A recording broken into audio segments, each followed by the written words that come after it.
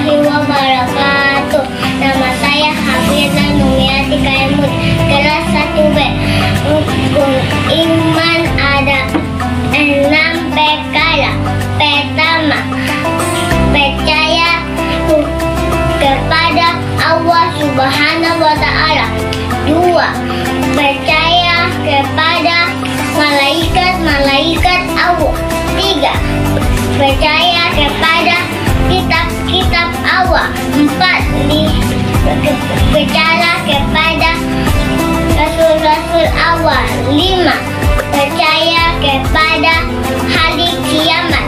6. Percaya kepada qadar dan qadar.